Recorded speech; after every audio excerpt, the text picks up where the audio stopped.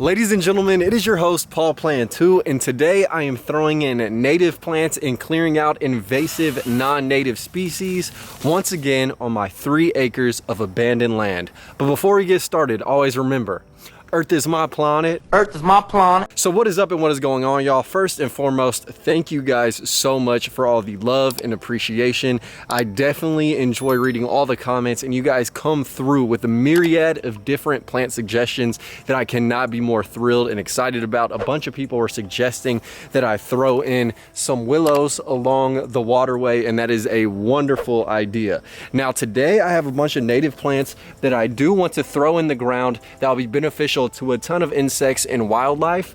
And also, I have to keep clearing out a bunch of invasive species because this is going to be a multi-year project of trying to clear out these giant Chinese tallow trees and other Asiatic species that do tend to self-seed, block the light, and smother out our native plant species that once again bring wildlife into the property. So I'm all about rewilding and making sure that the property I own is as beneficial to wildlife and myself as humanly possible. So without further ado, we're gonna throw in these native plants that I recently picked up at the Houston Arboretum native plant sale. And some of these plants I propagated from my own yard.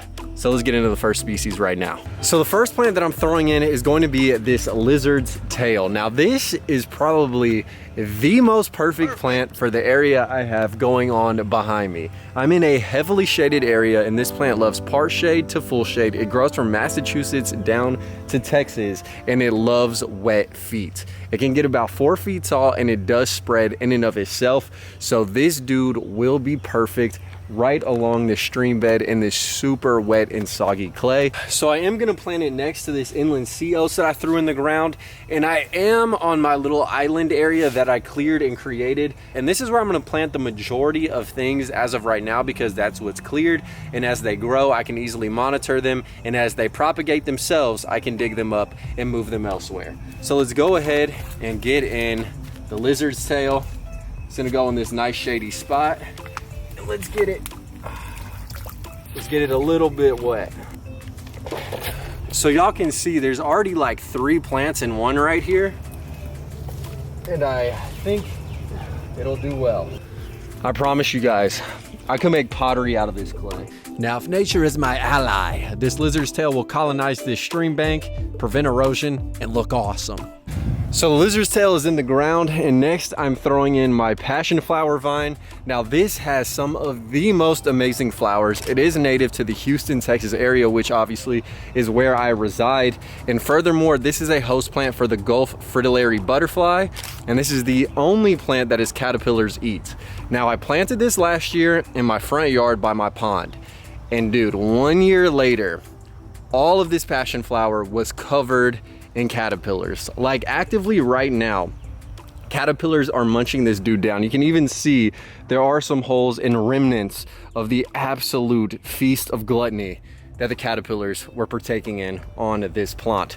So it does self-spread, and it does send runners underneath the ground where it pops up and just starts propagating the living hell out of itself. But yeah, I just dug this dude up. Originally I spent $20 on the plant, and now I have basically an unlimited supply, and I'm trying to keep the supply going by planting it right next to this small tree right here. And hopefully it climbs a small tree, it spreads throughout the area, and it begins to do its damn thing. I will not be mad about seeing a bunch of Gulf fritillary caterpillars, and more importantly, the butterflies swinging by this section. Now this does need more sun, but it can survive in part shade. So we're just gonna try it out right here. And I got like 3 different of these dudes that I am going to plant. So one is gonna be on the back edge of the property where it is full sun, and then a couple are gonna be in this more shady island space that also does get a decent amount of sunlight.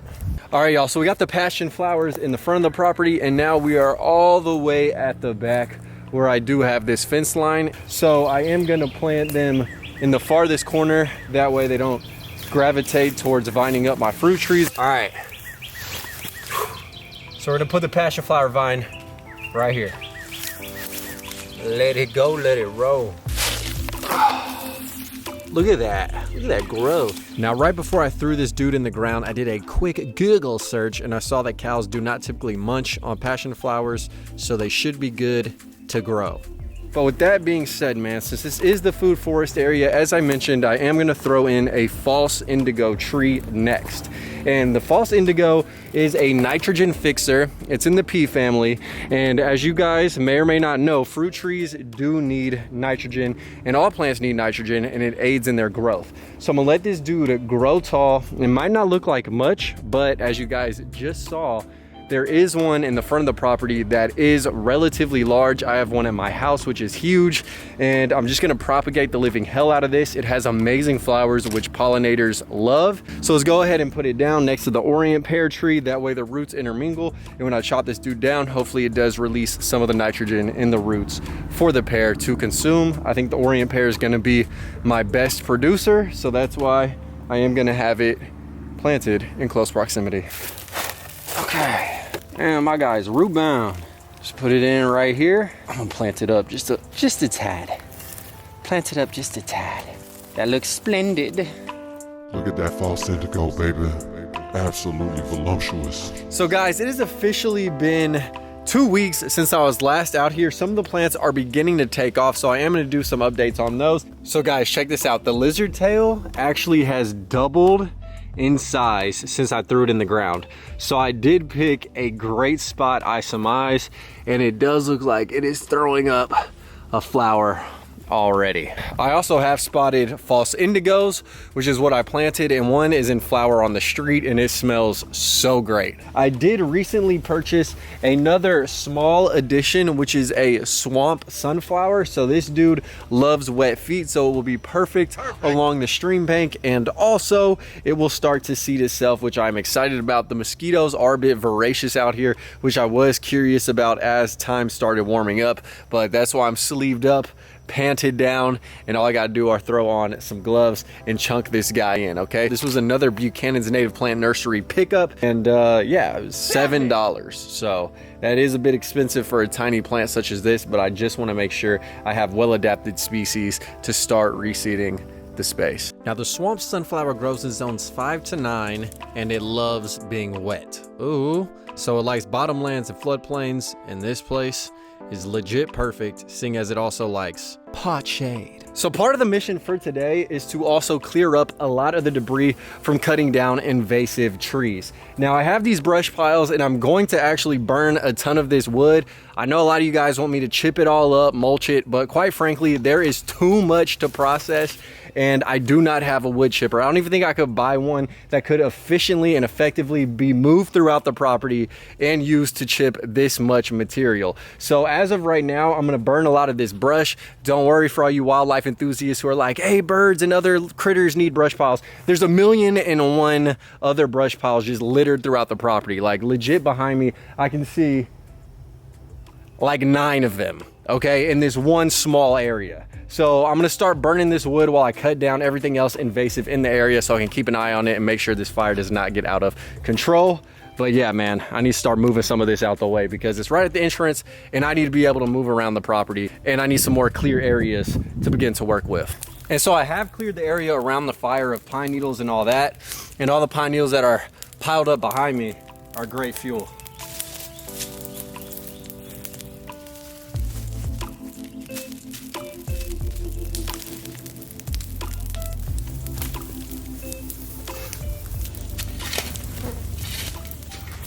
Oh, that is hot.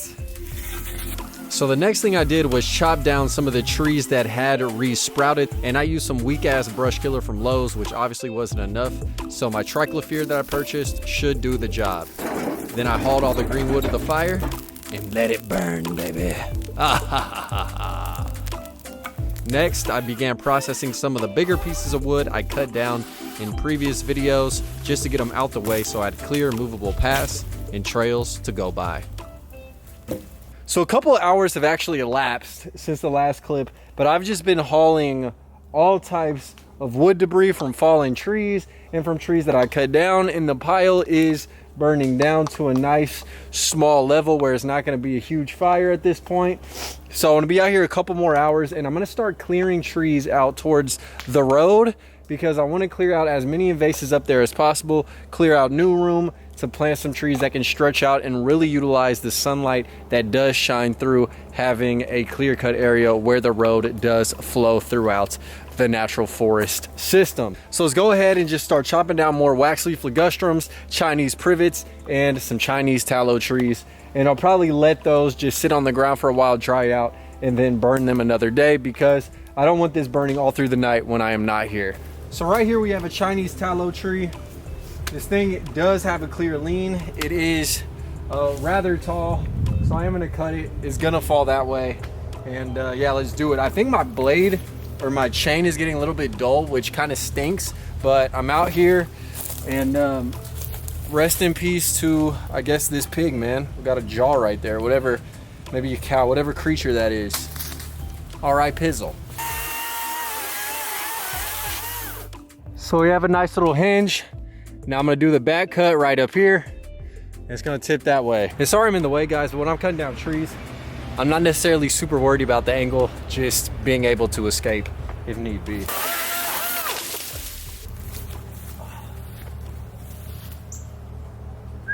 So the mosquitoes are crazy over here. I need to take out this tallow tree as well. This one's small, and then I'll bring you guys on this side, and there are a couple of medium-sized ones as well.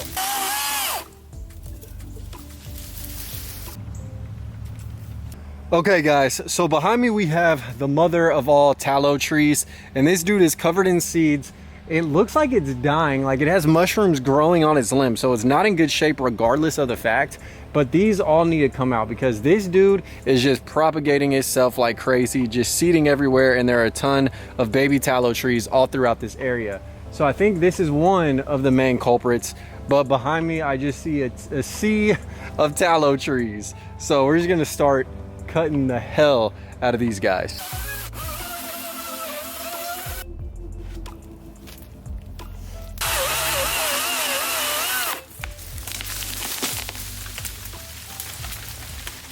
So my dumb self was recording in 4K on accident and just filled up my whole memory card.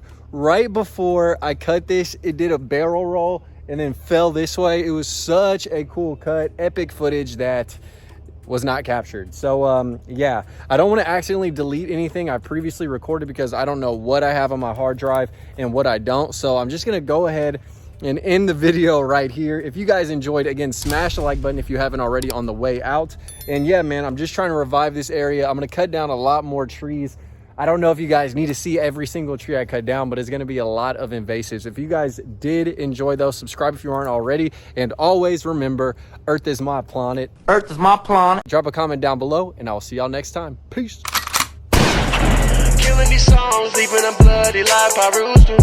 And I'm in it to win it, so I'm somebody that you should get used to.